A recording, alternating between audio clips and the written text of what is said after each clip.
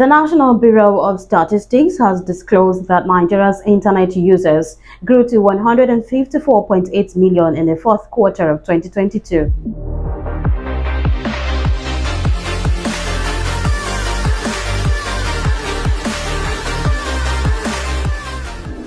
Hello, welcome to Business News on Noble TV Live with Lily Kelvin. The National Bureau of Statistics has disclosed that Nigeria's internet users grew to 154.8 million in the fourth quarter of 2022. The Bureau disclosed this in its latest data released on Saturday.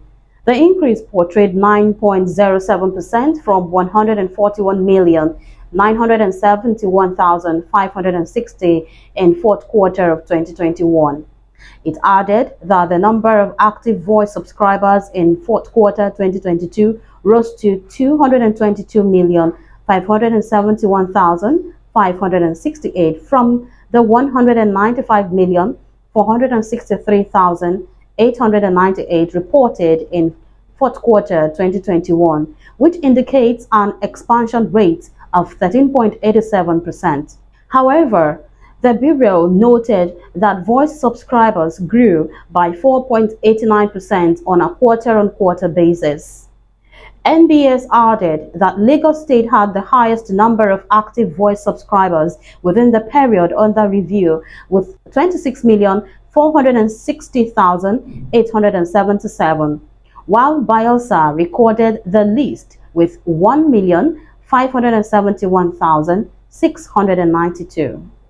Oil marketers have asked the federal government to implement a transition plan in preparation for fuel subsidy removal after May 29. While speaking on the sidelines of the just concluded Nigerian International Energy Summit in Abuja, the Managing Director and Chief Executive Officer of 2PLC and former chairman of the Major Oil Marketers Association of Nigeria, Tunji Oyebanji, said, implementation of a transition plan ahead of the handing over of government by the current administration would help guard against confusion in the downstream sector. However, before the day when subsidies will be removed, it is expected that the government will have put in place a transition plan. Asking what the transition plan should entail, Oyebanji said foreign exchange should have been released to marketers to enable them get petrol 6 or 8 weeks before subsidies would be removed.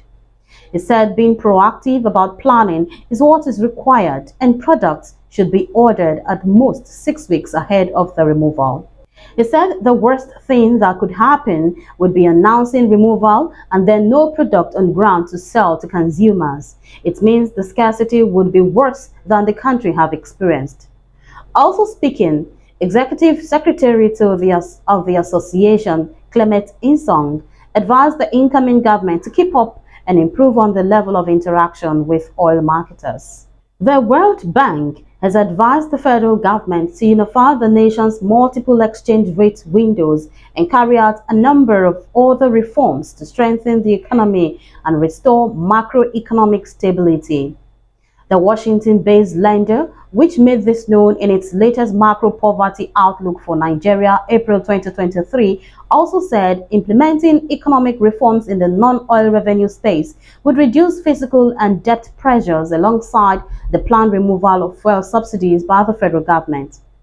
The bank had said worsening economic environment in the country had pushed millions of Nigerians into poverty through chronically high inflation that has been on the rise since 2019, especially for food items, eroding the purchasing power of poor and vulnerable Nigerians and increasing poverty. The inflation reached an annual average of 18.8% in 2022, a 21-year high, with food inflation in 2022 estimated to have pushed 5 million Nigerians into poverty. But outlining additional solutions to the proposed subsidy removal, which is expected to drastically increase inflation, the World Bank advised the government to restore macroeconomic stability to help cushion its effects. Macroeconomic stability was weakened amidst declining oil production, costly fuel subsidies, exchange rate distortions, and monetization of the fiscal deficit. The authorities can strengthen the economy by restoring macroeconomic stability through reforms to increase oil and non-oil revenues, tighten monetary policies to reduce inflation and unify the multiple FX windows and adopt a single market-responsive exchange rate. And that's all on business news. Many thanks for watching. I am Lily Kelvin. Please do not forget to subscribe, like, share and also comment Noble TV Live today.